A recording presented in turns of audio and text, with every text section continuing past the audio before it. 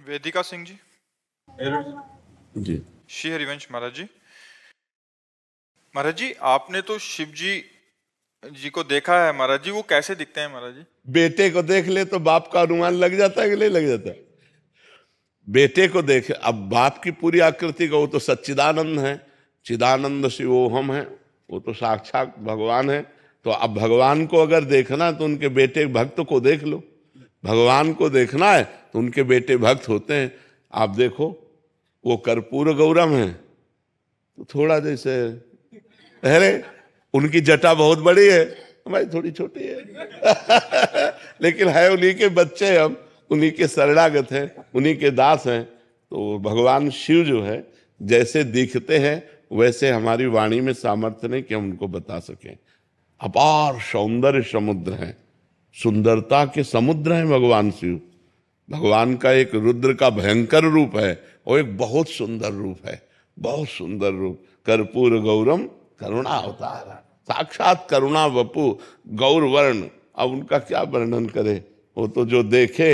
अब नेत्रों ने देखा तो इनके वाणी नहीं है, और वाणी बोलती इसने देखा नहीं, बड़ा अंतराय हो जाता है। अच्छा, शब्द जितने शब्दकोश में सब प्राकृतिक हैं और वो चिदानंद है, तो चिदानंद को प्राकृतिक कोश में कैसे बदला जा सकता है? बस ये है, नाम जप करो, वो कभी कृपा करें तो अनुभव करा दे कि वो कैसे हैं। बका वो बहुत सुंदर है, बहुत मनमोहक है, बहुत आनंदमय है। मन नाच पड़ता है जब उनका थोड़ा भी भाव आता है तो मन नाच पड़ता है, इतने आनंद में भगवान शिव। हाँ जी, तो बहुत क्यूट होंगे। बहुत क्यूट होंगे वो तो। हाँ बहुत क्यूट है बहुत क्यूट है, बहुत क्यूट है। क्यूट वाले सुंदर होता है। अच्छा प्यारा प्यारा। अच्छा, हाँ, तो उनका नाम ही है भोले बाबा बहुत भोले है, बहुत भोले। शरद जी अहमदाबाद से। राधे राधे महाराज जी। महाराज जी, आप कह रहे हैं कि ग्रस्त जीवन में रहते हुए कारोबार करते हुए क्या भगवत प्राप्ति संभव है? हाँ, जब नाम चलता रहे और पाप कर्म ना हो तो। ऐसा थोड़ी कि गृहस्थ को भगवत प्राप्ति नहीं होगी, गृहस्थ को भगवत प्राप्ति होगी, पर वो पाप कर्म नहीं होने चाहिए और नाम निरंतर चलना चाहिए। भगवान ने अर्जुन जी को आदेश किया, माम अनुस्मर युद्ध च सर्वदा सर्वकालेषु माम अनुस्मर, मेरा स्मरण हर समय करो और युद्ध च, जो अपना कर्तव्य कर्म है उसको करो, इससे भगवत प्राप्ति हो जाएगी। पाप कर्म होगा तो फिर भगवत प्राप्ति कैसे हो सकती है? पाप कर्म ना होने पावे, बेईमानी ना होने, व्यापार है तो ईमानदारी का सौदा होना चाहिए।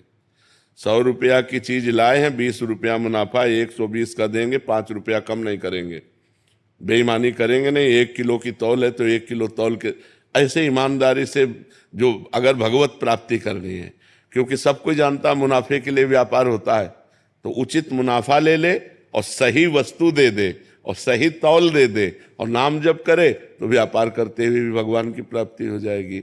अपना कर्तव्य अब घूस ले, बेईमानी करे तो फिर भगवान की प्राप्ति कैसे हो जाएगी? भगवान की प्राप्ति, भगवान सत्य है तो सत्य से चलना होगा तभी भगवान की प्राप्ति होगी, और सत्य पे चलना बड़ा कठिन है। लोग आजकल सत्य बोलना ही नहीं जान रहे, भूल गए कि सत्य भी बोला जाता है। झूठा ही झूठ, झूठा ही झूठ। मतलब जब से मोबाइल की सृष्टि हुई तब से हमें लगता है कि और झूठ पास वाली गली में है। बोले हम आगरे से बोल रहे हैं, आज तो नहीं मिल सकते तुझसे नहीं बोलते लोग, मोबाइल पास वाली गली पे है, लेकिन वो बोले हम तो इस समय आगरे में है, आज तो आपसे नहीं मिल सकते। 1 सेकंड में झूठ बोल गए। तो झूठ बोलना मोबाइल आदि से बहुत ज्यादा हो रहा है, और वैसे भी झूठ बोला जा रहा है। मतलब बात को बना लेना है, सत्य बोलने की कोई वार्ता नहीं रह गई, और नहीं असत्य संपातक पुंजा, झूठ बोलने जैसा पाप नहीं, लेकिन बहुत झूठ बोला जा रहा है। बहुत सावधानी रखनी चाहिए। गृहस्थी धर्म में ईमानदारी से, सत्यता से चलो तभी भगवान की प्राप्ति होगी, नहीं तो भगवान सत्य नारायण है। कैसे ऐसे झूठ बोलने से, बेईमानी करने से, पापाचरण करने से भगवान की थोड़ी प्राप्ति हो जाएगी?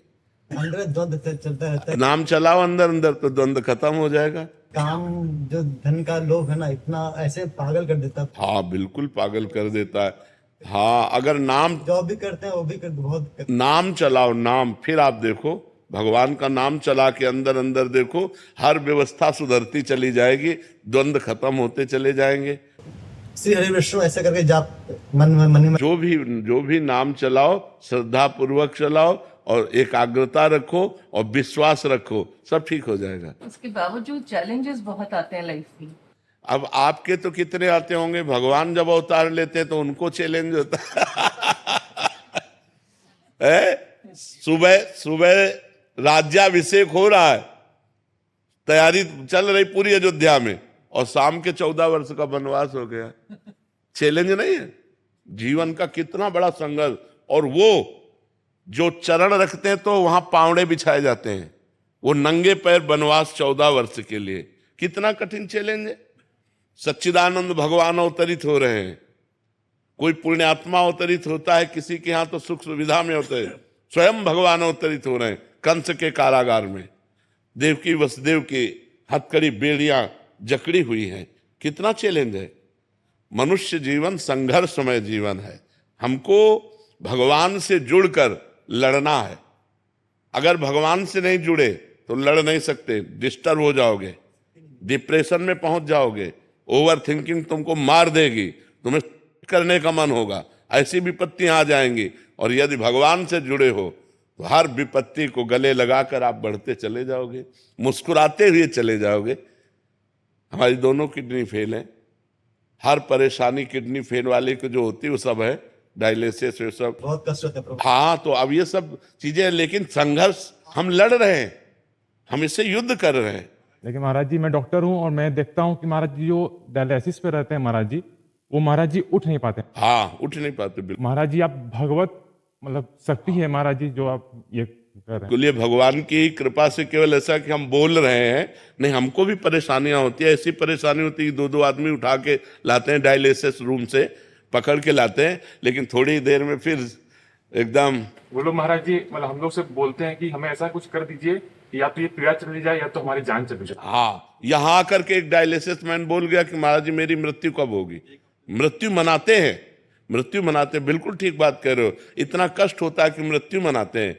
अब पानी पीने तक के लिए रोक है, पानी की क्वांटिटी होती है। आप हमें बताओ, एक आदमी कंटिन्यूअस बोल रहा है तो उसके गर्मी नहीं बढ़ रही, उसकी प्यास नहीं बढ़ेगी। तो अब हम जब पानी पिएंगे इतना कौन, तो छुन्न से नहीं हो जाएगा। तो अब हमको तो चाहिए लीटर 2 लीटर, क्योंकि अब बॉडी भी तो है ना। अब हाथी और बछिया अंतर नहीं होगा, अब बॉडी भी है 100 किलो की, तो अब इसको चाहिए भी तो। अब इसका राशन और इसका पानी इसके अनुसार चाहिए। अब जैसे ऐसे हैं तो उनको वैसे चाहिए, हमको वैसे चाहिए। तो ये भगवान के आश्रय से है।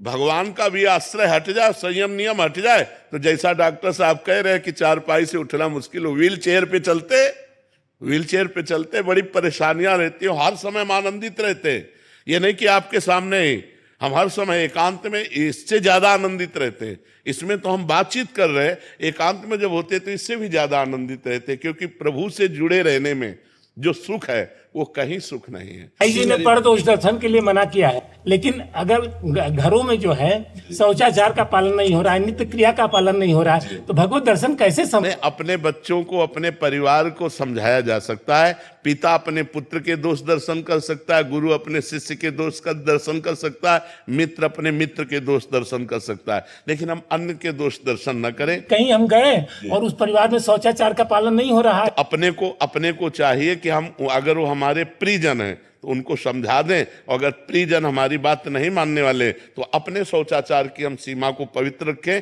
हम वहां भोजन न करें, हम वहां अपने आप को बचा लें। ये बात ठीक है जी। नमन गर्ग जी, चंडीगढ़ से। राधे राधे महाराज जी। राधे राधे महाराज जी। महाराज जी, भगवत प्राप्ति के मार्ग पर चलने पर क्या संकेत मिलेगा जिससे हमें समझ आ सके कि हम सही मार्ग पर हैं महाराज जी? ममता रहित, कामना रहित, वासना रहित, भगवान की स्मृति में निरंतरता, थोड़ा भी स्मरण छूटने पर व्याकुलता, हर समय भगवत चिंतन की भूख, ये सब बढ़ जाते हैं। किसी से ममता नहीं रहती, विनिवृत्त कामनाएं शांत होने लगती है, हृदय में एक अव्यक्त आह्लाद होता है। आह्लाद के साथ एक उदासीनता भी होती है। अंदर आह्लाद है लेकिन बाहर कहीं मन नहीं लग रहा, कुछ अच्छा नहीं लग रहा। मन को दिखाओ कि क्या तुम्हें पसंद है, कुछ पसंद नहीं। भगवत चिंतन की एक तार वृत्ति जागरण करने की प्रबल लालसा, भजन न छूट जाए, भजन न छूट जाए, तो समझ लो कि हम भगवत मार्ग में चल रहे हैं। और जब भोगों का चिंतन, भोग भोगने की लालसा, मान प्रतिष्ठा, रुपया पैसा, तो समझ लो कि भगवत मार्ग में बाधा पड़ गई, हमारा भगवत मार्ग बाधित हो रहा है।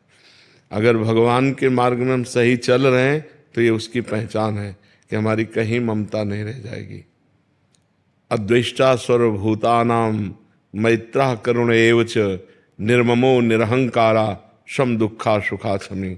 वो शम में भगवान को देखने लगेगा, किसी के दोष दर्शन नहीं करेगा, सबसे दया करुणा का भाव करेगा, पर दया करके अहंकार नहीं करेगा, करुणा करके किसी से ममता नहीं करेगा। वो क्षमाशील, निरंतर भगवत चिंतन परायण रहेगा। अब कितनी बड़ी प्रवीणता है कि हम आपसे प्यार करेंगे लेकिन ममता नहीं होगी, हम आपकी सेवा करेंगे, दया करेंगे, पर अहंकार नहीं होगा।